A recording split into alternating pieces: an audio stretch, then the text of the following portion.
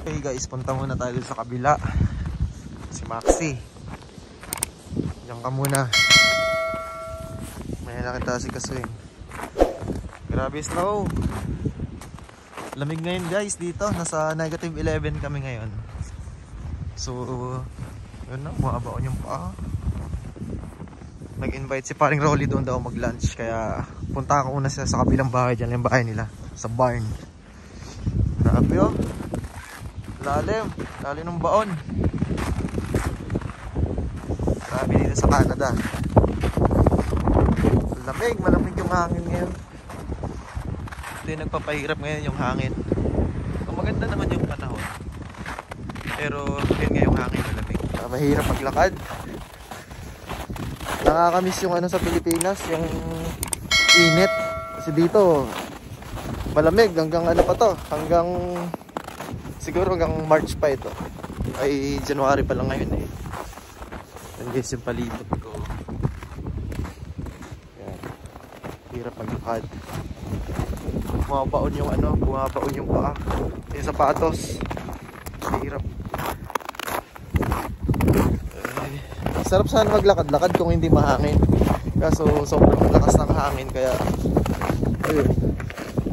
Sakit din sa kamay kaya kailangan naka-gloves. Ganito kahirap dito kapag winter sa Canada. Kaya sa mga gustong pumunta dito sa Canada, dapat prepare na yung sarili ninyo na ready kayo sa gantong season.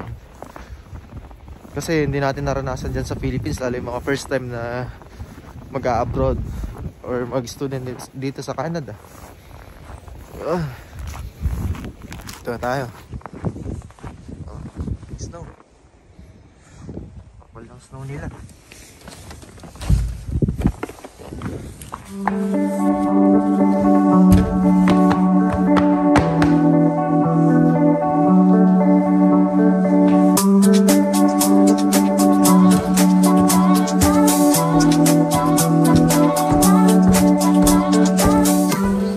Yan o, huli. Huli.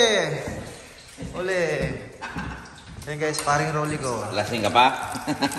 Nag-invite na kumain daw dito lunch. Oo, grabe. Naano ako kagabi? Hangover? Hangover kagabi. Alauna na kami. Ay, ano na, maga na. Maga na kami nakauwi. Naglakad ka na. Doon ka ng tulog. Hindi, umuwi naman ng ano, mga alas 4 yata. Nag-inom pa kayo doon? Wala na. Wala na rin. Parang nag-ano lang ako. Higop ng sabaw ng kambing. Labas tayo, labas. Okay. Ay, lakas ng hangin. Lakas ng hangin. So guys, yan yung ano namin, yung palibot. Yung paligid namin. Yan. Dito kami nakatira mga Pilipino doon. Sa bahay na yan, nakatira sila senpai. Tapos yun yung sa amin. Ito. Doon. Tapos yan sa boss namin. Itong lupain na to sa boss namin. Dito kami nakatira. Dito nyo kami pinatira muna. And then yan yung company namin. Sobrang lapit lang. Kaya pag hindi winter, maglalakad lang kami dyan. Tatawid lang kami dyan sa kalsada. Then doon yung entrance. Doon sa part na yun. Bali mga 5 minutes lang maglalakad. Pero since na winter ngayon, every morning, everyday pala, nagdadala na kami ng sasakyan kasi sobrang lamig. Mahirap mag-ano eh. Mahirap maglakad kapag ganitong season. Kasi sobrang lamig. Yan. Tapos yung ngayon doon is Adidas. Malaki yan.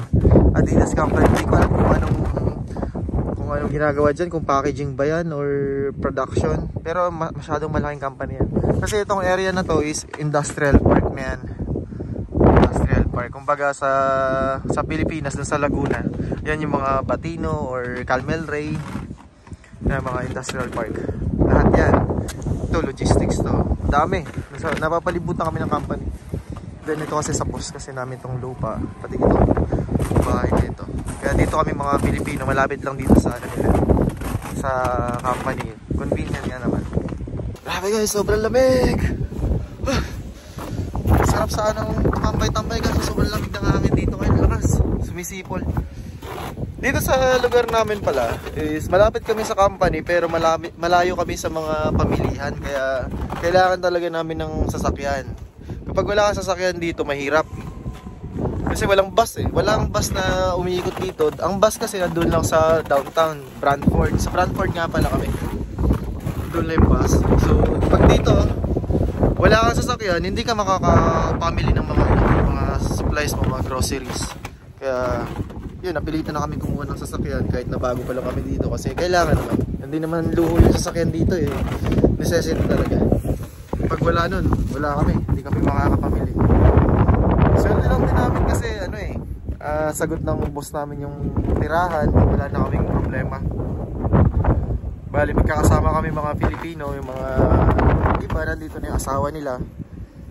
Ako yung asawa ko papunta pa lang dito, so piniprepare ko pa lang, kaya lilipat na rin kami siguro ng bahay kapag nandito na siya, kasi hindi naman pwede magkakasama kami doon sa isang bahay dahil 4 kami doon ngayon na mga lalaki.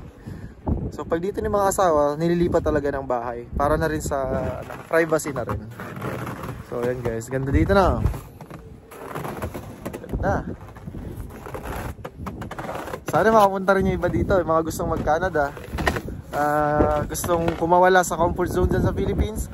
Try nyo mag-apply dito papunta sa Canada para maranasan nyo rin kung ano yung mga naranasan namin dito ngayon. Although hindi naman madali, mahirap din. Kasi pagpunta pa nga dito mahirap, lalo pag nandito ka na. Pero tayong mga Pilipino, sabi nga, wala namang hirap na hindi natin kaya. Guys, ganda ng lugar. Okay guys, in-invite tayo ni Paring Rolly para mag-almusal. Pero lunchtime na ito, mga 12 na kasi. Biluto siya ng ano to? Secret. Beef broccoli. Wow, at saka hotdog. Pakabait naman ng Paring Rolly ko eh. Batsamba yan. Galing magluto yan guys. Shoutout naman sa mga taga-Bohol. Hello, shoutout ka Tagalila. Oh, yan. So, kain mo naman guys.